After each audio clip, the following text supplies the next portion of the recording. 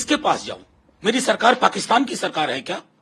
मेरी सरकार भारतवर्ष की सरकार है। मैं यहां सवाल पूछूंगा। बड़ी बड़ी बातें हुई थी, 370 हटते ही ये होगा वो होगा।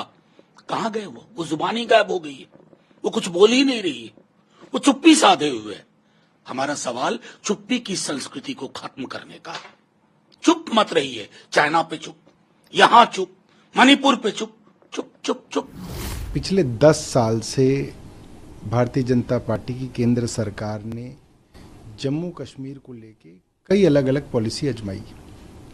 एक समय में इन्होंने महबूबा मुफ्ती के साथ सरकार चलाई, ये विफल रहे। उसके बाद इन्होंने वहाँ की सरकार बर्खास्त कर दी।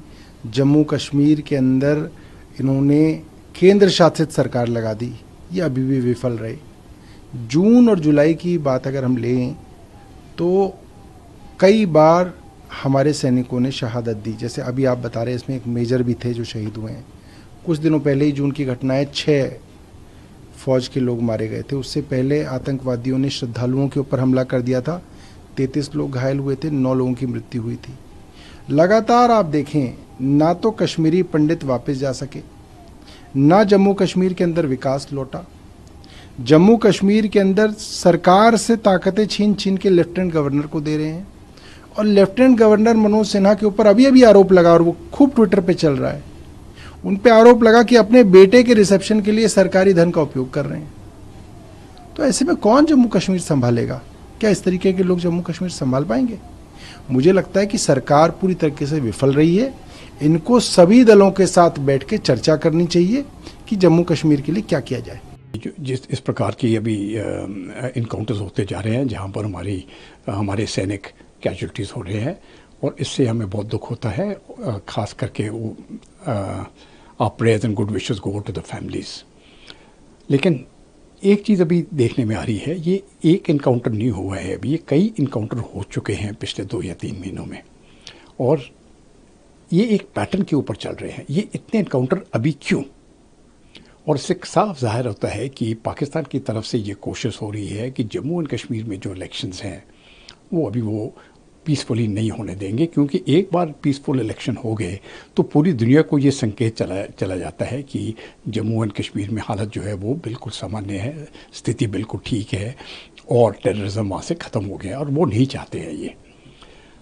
तो बार बार पाकिस्तान ये कोशिश कर रहा है। अभी देखिए, जब तक हम ये इन टेररिस्ट को ही टारगेट बनाएंगे तब तक ये मामला हल होने वाला नहीं है। तो 2 चीज़ें करना मुझे लगता है बहुत ज़रूरी है। एक, जो टेररिस्ट का जो कुछ सपोर्ट बेस है, जो टेररिस्ट है वो बगैर सपोर्ट बेस से इस प्रकार का काम कर नहीं सकता है। उसको कहीं रहने के लिए जगह चाहिए, छुपने के लिए जगह चाहिए, खाने के लिए खाना चाहिए, और इंटेलिजेंस भी चाहिए। ये सब उनको कहीं ना कहीं लोकल सपोर्ट है, और ये लोकल सपोर्ट ढूंढना मुझे लगता है अभी बहुत आवश्यक है। हमारी जो पुलिस फोर्सेस है और जो बाकी सिक्योरिटी फोर्सेस हैं, उनको मुझे लगता है ये काम ज़रूरी है।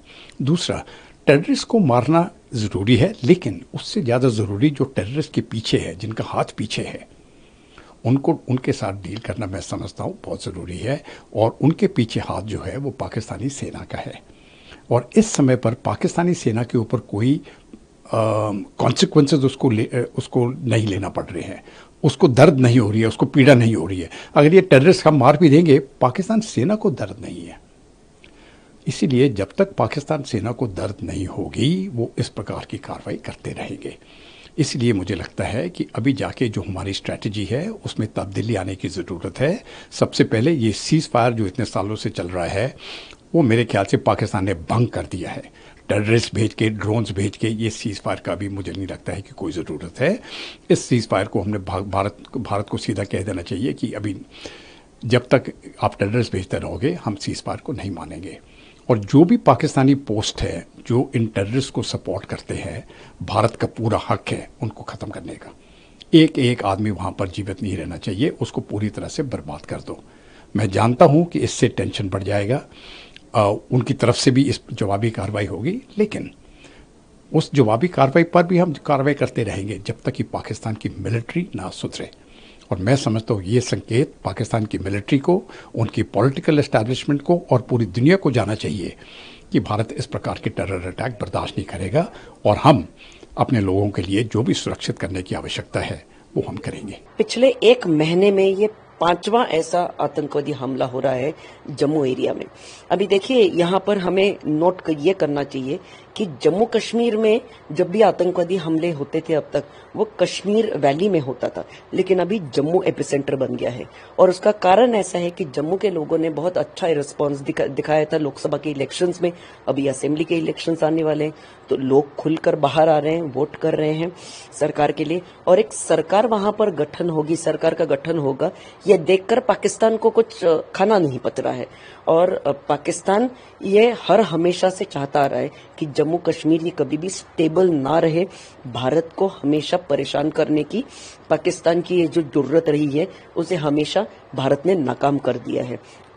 जैश-ए-मोहम्मद नाम का ये आतंकवादी संगठन है, जिसका ये एक कश्मीर टाइगर्स का एक कोई फैक्शन है, वो ये रिस्पांसिबिलिटी क्लेम कर रहा है। लेकिन कुछ भी हो, आतंकवादी तो पाकिस्तान से ही, पाकिस्तान ही इन्हें ट्रेन कर रहा है, पाकिस्तान ही इन्हें हथियार दे रहा है। तो ये जो पूरे टेरर एक्टिविटीज पाकिस्तान कर रहा है, हाँ, हर महीने में ये 4 से 5 टेरर एक्टिविटीज कर रहा है, ये कहीं ना कहीं बंद होना चाहिए और इसको कहीं ना कहीं पूर्ण विराम लगने की बहुत ज्यादा जरूरत है।